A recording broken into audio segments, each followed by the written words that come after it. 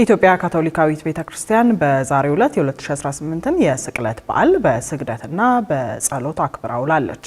በዓሉ የቤተክርስቲያኗ ሊቀ ጳጳስ ብፁዕ ካርዲናል አቡነ ብርሃነ ኢየሱስ የቤተክርስቲያኗ አገልጋዮችና የእምነቱ ተከታዮች በተገኙበት በልደታ ማርያም ካቶሊክ ቤተክርስቲያን በተለያዩ ሃይማኖታዊ ክንዋኔዎች ተከብሯል። ሪፖርተራችን ብሩክ አስቀናው በቦታው ተገኝቶ ያሰናዳው ዝግጅት አለ፣ ተከታትለን እንመለስ።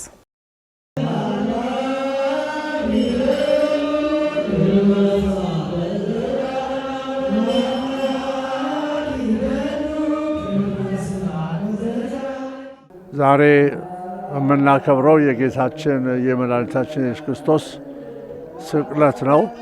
ይሄም መታሰቢያ ነው። በዚህ ዕለት እንግዲህ ጌታችን መድኃኒታችን ክርስቶስ መስቀሉን ተሸክሞ ወደ ቀራንዮ የሄደበት ወደ ጎልጎታ የሄደበትን ጊዜ እናስታውሳለን። በዚህም እንግዲህ እየወደቀ እየተነሳ መስቀሉን ይዞ ቀራንዮ በደረሰበት ጊዜ ቀራንዮ ላይ እንዴት እንደተቸነከረ በመስቀልም ላይ እንደተሰቀለ እና እንደሞተ የምናስብበት ቀን ነው። ስቅለትን በተመለከተ ባለፈው ሳምንት የጎርጎርዮስ የዘመን መለወጫ የሚያከብሩ አክብረው ውለዋል። እኛ ደግሞ የጁሊያን የዘመን አቆጣጠር የምንከተል ክርስቲያኖች ስለሆንን የኢትዮጵያም ቤተክርስቲያን የዚሁ ዘመን አቆጣጠር ተከታይ በመሆኗ ሃይማኖታዊ ስርዓቷን በዚህ ነው የምታካሂደው። የካቶሊካዊት ቤተክርስቲያንም ይህንን በተመለከተ ከጠዋት ማለዳ ጀምሮ የስቅለትን በዓል የክርስቶስን ከፍርድ ጀምሮ እስከ ማታ አሁን እስከ ሞት መቃብር ድረስ ያለውን ከጠዋት ጀምራ ክሪያ ላይ ሶን ጌታ ሆይ ማረን፣ ኢየሱስ ሆይ ማረን፣ ኃያል ሆይ ማረን፣ አምላክ ሆይ ማረን በማለት በስግደት በጸሎት ቃለ እግዚአብሔርን በመስማት ምእመናን አሁን በዚህ በቤተ ክርስቲያናችን ውስጥ ይህንን ስርዓት እያከናወንን እንገኛለን።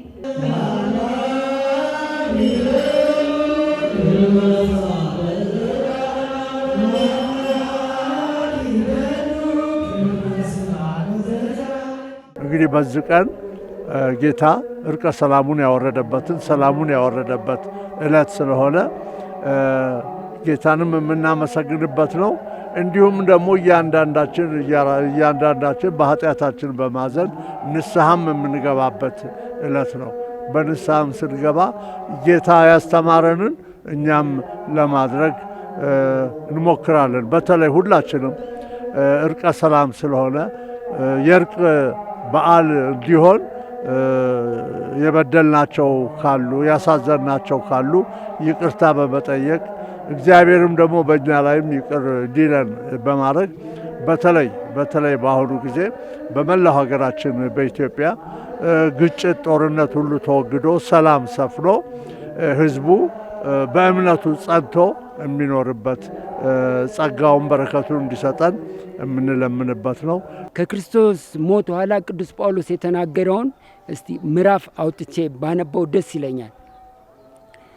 ቅዱስ ጳውሎስ ከክርስቶስ ሞት በኋላ የታዋቂ ከአይሁድ ሃይማኖት ወደ ክርስትና የመጣ ሊቅ ነው። ምን ይላል? ክርስቶስ በመስቀል ላይ ተሰቅሎ ሞተ የሚለው ቃል ለሚጠፉት ሰዎች እንደ ሞኝነት ይቆጠራል። ለምንድነው? ለእኛ ግን የእግዚአብሔር ኃይል ነው። ምክንያቱም የጥበበኞችን ጥበብ አጠፋለሁ፣ የሊቃውንትን እውቀት አስወግዳለሁ ተብሎ ተጽፏል ይለናል። በመቀጠልም መቼም አይሁዳውያን ታምራትን ይሻሉ፣ ማየት ይፈልጋሉ፣ ግሪካውያን ደግሞ ጥበብን ይሻሉ። እኛ ግን ክርስቶስ ስለኛ መሰቀሉን እንመሰክራለን። ይህም ምስክርነት ለአይሁዳውያን መሰናከያ ነው፣ ለግሪካውያን ሞኝነት ነው። ለተጠሩት ግን ለአይሁዳውያንም ሆነ ለግሪካውያን ክርስቶስ የእግዚአብሔር ኃይልና የእግዚአብሔር ጥበብ ነው። ዛሬ ዕለቱ አርብ ነው። ጌታችን ኢየሱስ ክርስቶስ ስለ ሰው ልጆች ተላልፎ የሚሰጥበት ቀን ነው። እንደ ሁላችንም የክርስትና እምነት ተከታዮች በሙሉ ክርስቶስ ለሰው ልጆች መዳን ምክንያት የሆነበት ዕለት ነች። ተላልፎ የተሰጠበት ነው። እሱም በማሰብ ኃጢአታችንን፣ በደላችንን እርሱ ፊት አቅርበን ይቅር በለን እያልን የምናሳልፍባት ወቅት ነች ዛሬ። የስቅለት በዓል በጣም በደመቀ ሁኔታ እየተከበረ ነው። ከጠዋት ከ2 ሰዓት ነው የጀመረው በዚህ በልደታ ማርያም ካቶሊክ ካቴድራል ቤተክርስቲያን እና በጣም በደመቀ ሁኔታ እየተከበረ ነው። ያው በስግደት ባስተንትኖ እና የተለያዩ የወንጌሎች አሉ እነሱን እየተነበቡ የኢየሱስን የተለያዩ የደረሰበትን ስቃይ መከራ እና እነሱን በሙሉ በማስተንተን በስግደትና በጸሎት በልመና ነው እየተከበረ ያለው።